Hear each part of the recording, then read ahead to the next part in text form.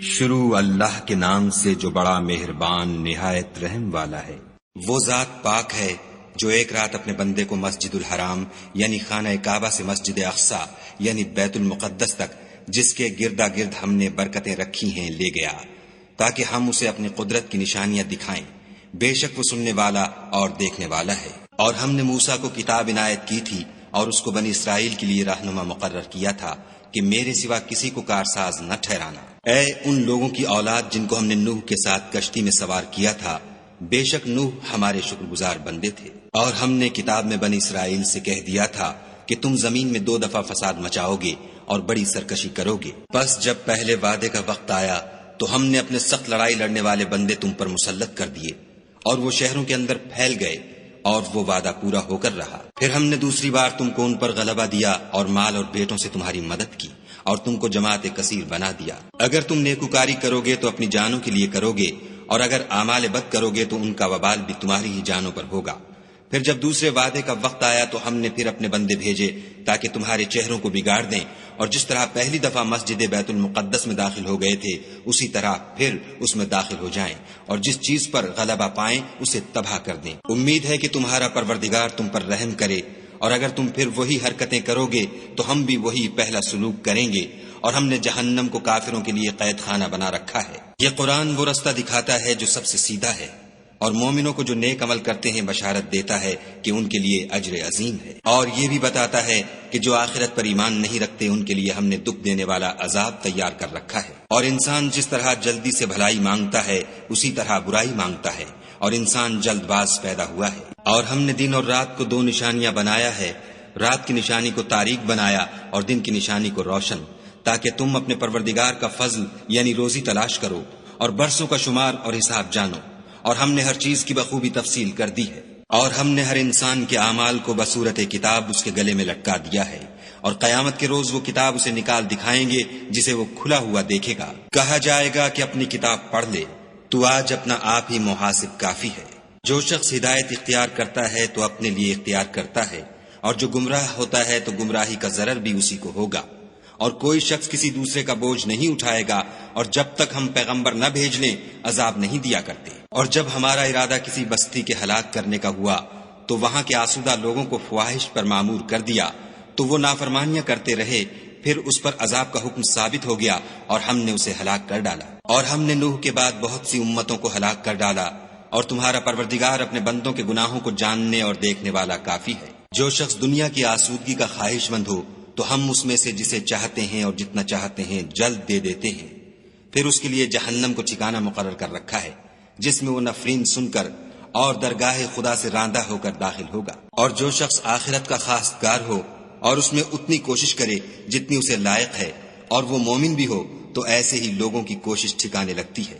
ہم ان کو اور ان کو سب کو تمہارے پروردگار کی بخشش سے مدد دیتے ہیں، اور تمہارے پروردگار کی بخشش کسی سے رکی ہوئی نہیں۔ دیکھو ہم نے کس طرح بعض کو بعض پر فضیلت بخشی ہے، اور آخرت درجوں میں دنیا سے بہت برتر اور برتری میں کہیں بڑھ کر ہے۔ اور خدا کے ساتھ کوئی اور معبود نہ بنانا کہ ملامتیں سن کر اور بے کس ہو کر بیٹھے رہ جاؤ گے۔ اور تمہارے پروردگار نے ارشاد فرمایا ہے کہ اس کے سوا کسی کی عبادت نہ کرو، اور ماں باپ کے ساتھ بھلائی کرتے رہو۔ اگر ان میں سے ایک یا دونوں تمہارے سامنے بڑھاپے کو پہنچ جائیں تو ان کو اف تک نہ کہنا اور نہ انہیں جھڑکنا، اور ان سے بات ادب کے ساتھ کرنا، اور عجز و نیاز سے ان کے آگے جھکے رہو، اور ان کے حق میں دعا کرو کہ اے پروردگار جیسا انہوں نے مجھے بچپن میں شفقت سے پرورش کیا ہے تو بھی ان کے حال پر رحمت فرما۔ جو کچھ تمہارے دلوں میں ہے تمہارا پروردگار اس سے بخوبی واقف ہے۔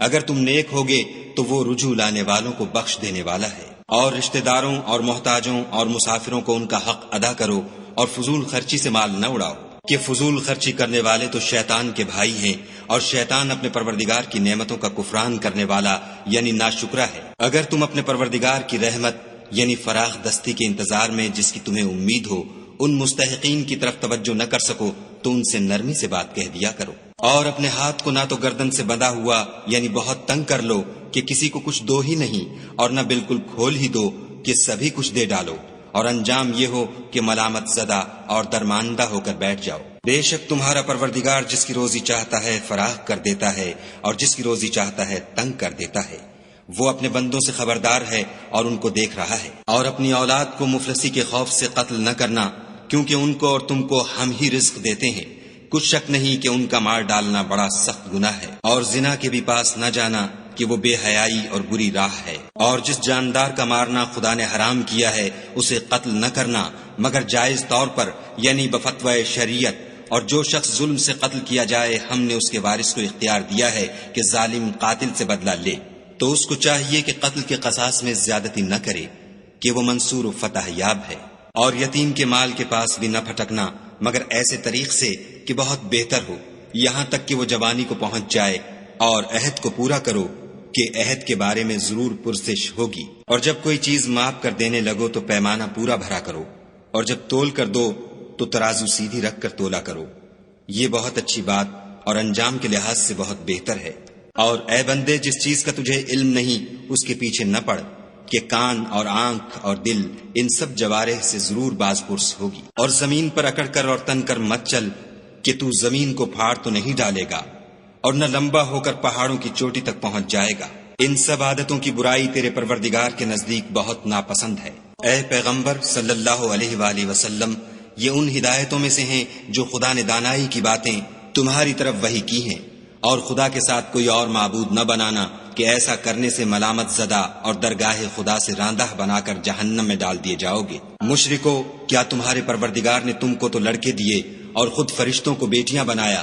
کچھ شک نہیں کہ یہ تم بڑی نامعقول بات کہتے ہو۔ اور ہم نے اس قرآن میں طرح طرح کی باتیں بیان کی ہیں تاکہ لوگ نصیحت پکڑیں، مگر وہ اس سے اور بدک جاتے ہیں۔ کہہ دو کہ اگر خدا کے ساتھ اور معبود ہوتے جیسا کہ یہ کہتے ہیں تو وہ ضرور خدائے مالک عرش کی طرف لڑنے بھڑنے کے لیے رستہ نکالتے۔ پاک ہے اور جو کچھ یہ بکواس کرتے ہیں اس سے اس کا رتبہ بہت عالی ہے۔ ساتوں آسمان اور زمین اور جو لوگ ان میں ہیں سب اسی کی تسبیح کرتے ہیں، اور مخلوقات میں سے کوئی چیز نہیں مگر اس کی تعریف کے ساتھ تسبیح کرتی ہے، لیکن تم ان کی تسبیح کو نہیں سمجھتے۔ بے شک وہ بردبار اور غفار ہے۔ اور جب تم قرآن پڑھا کرتے ہو تو ہم تم میں اور ان لوگوں میں جو آخرت پر ایمان نہیں رکھتے حجاب پر حجاب کر دیتے ہیں، اور ان کے دلوں پر پردہ ڈال دیتے ہیں کہ اسے سمجھ نہ سکیں، اور ان کے کانوں میں ثقل پیدا کر دیتے ہیں۔ اور جب تم قرآن میں اپنے پروردگار یکتا کا ذکر کرتے ہو تو وہ بدک جاتے اور پیٹھ پھیر کر چل دیتے ہیں۔ یہ لوگ جب تمہاری طرف کان لگاتے ہیں تو جس نیت سے یہ سنتے ہیں ہم اسے خوب جانتے ہیں، اور جب یہ سرگوشیاں کرتے ہیں یعنی جب ظالم کہتے ہیں کہ تم تو ایک ایسے شخص کی پیروی کرتے ہو جس پر جادو کیا گیا ہے، دیکھو انہوں نے کس کس طرح کی تمہارے بارے میں باتیں بنائی ہیں، سو یہ گمراہ ہو رہے ہیں اور رستہ نہیں پا سکتے۔ اور کہتے ہیں کہ جب ہم مر کر بوسیدہ ہڈیاں اور چور چور ہو جائیں گے تو کیا از سر نو پیدا ہو کر اٹھیں گے؟ کہہ دو کہ خواہ تم پتھر ہو جاؤ یا لوہا یا کوئی اور چیز جو تمہارے نزدیک پتھر اور لوہے سے بھی بڑی سخت ہو، جھٹ کہیں گے کہ بھلا ہمیں دوبارہ کون جلائے گا؟ کہہ دو کہ وہی جس نے تم کو پہلی بار پیدا کیا، تو تعجب سے تمہارے آگے سر ہلائیں گے اور پوچھیں گے کہ ایسا کب ہوگا؟ کہہ دو امید ہے کہ جلد ہوگا۔ جس دن وہ تمہیں پکارے گا تو تم اس کی تعریف کے ساتھ جواب دو گے اور خیال کرو گے کہ تم دنیا میں بہت کم مدت رہے۔ اور میرے بندوں سے کہہ دو کہ لوگوں سے ایسی باتیں کہا کریں جو بہت پسندیدہ ہوں، کیونکہ شیطان بری باتوں سے ان میں فساد ڈلوا دیتا ہے۔ کچھ شک نہیں کہ شیطان انسان کا کھلا دشمن ہے۔ تمہارا پروردگار تم سے خوب واقف ہے، اگر چاہے تو تم پر رحم کرے یا اگر چاہے تو تمہیں عذاب دے، اور ہم نے تم کو ان پر داروغہ بنا کر نہیں بھیجا۔ اور جو لوگ آسمانوں اور زمین میں ہیں تمہارا پروردگار ان سے خوب واقف ہے۔ اور ہم نے بعض پیغمبروں کو بعض پر فضیلت بخشی اور داؤد کو زبور عنایت کی۔ کہو کہ مشرکو، جن لوگوں کی نسبت تمہیں معبود ہونے کا گمان ہے ان کو بلاؤ، دیکھو وہ تم سے تکلیف کے دور کرنے یا اس کے بدل دینے کا کچھ بھی اختیار نہیں رکھتے۔ یہ لوگ جن کو خدا کے سوا پکارتے ہیں وہ خود اپنے پروردگار کے ہاں ذریعہ تقرب تلاش کرتے رہتے ہیں کہ کون ان میں خدا کا زیادہ مقرب ہوتا ہے، اور اس کی رحمت کے امیدوار رہتے ہیں اور اس کے عذاب سے خوف رکھتے ہیں۔ بے شک تمہارے پروردگار کا عذاب ڈرنے کی چیز ہے۔ اور کفر کرنے والوں کی کوئی بستی نہیں مگر قیامت کے دن سے پہلے ہم اسے ہلاک کر دیں گے یا سخت عذاب سے معذب کریں گے۔ یہ کتاب یعنی تقدیر میں لکھا جا چکا ہے۔ اور ہم نے نشانیاں بھیجنی اس لیے موقوف کر دیں کہ اگلے لوگوں نے اس کی تکذیب کی تھی، اور ہم نے سمود کو اونٹنی نبوت صالح کی کھلی نشانی دی تو انہوں نے اس پر ظلم کیا، اور ہم جو نشانیاں بھیجا کرتے ہیں تو ڈرانے کو۔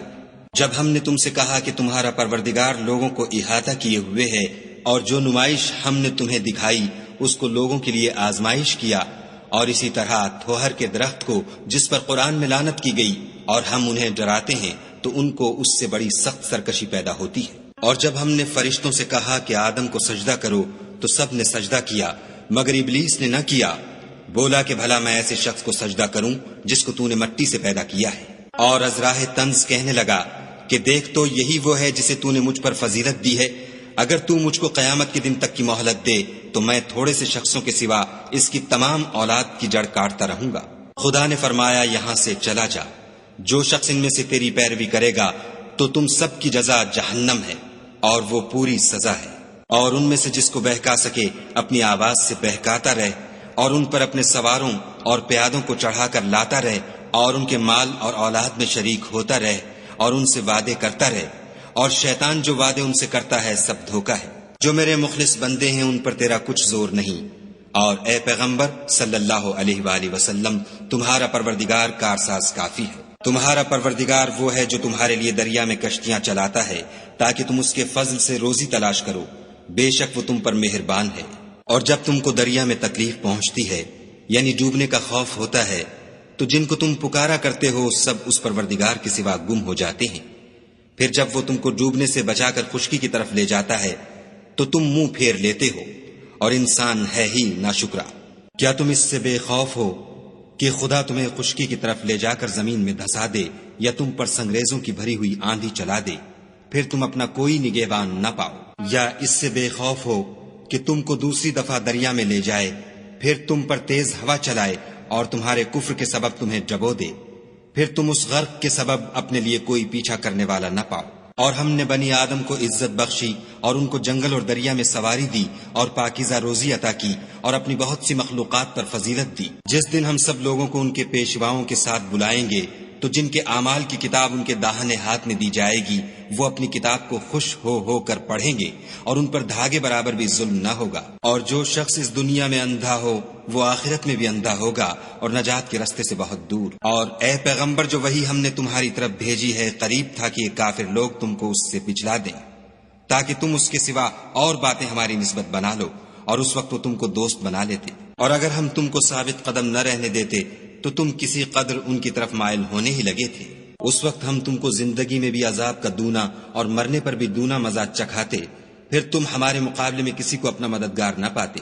اور قریب تھا کہ یہ لوگ تمہیں زمین مکہ سے پھسلا دیں تاکہ تمہیں وہاں سے جلا وطن کر دیں، اور اس وقت تمہارے پیچھے یہ بھی نہ رہتے مگر کم۔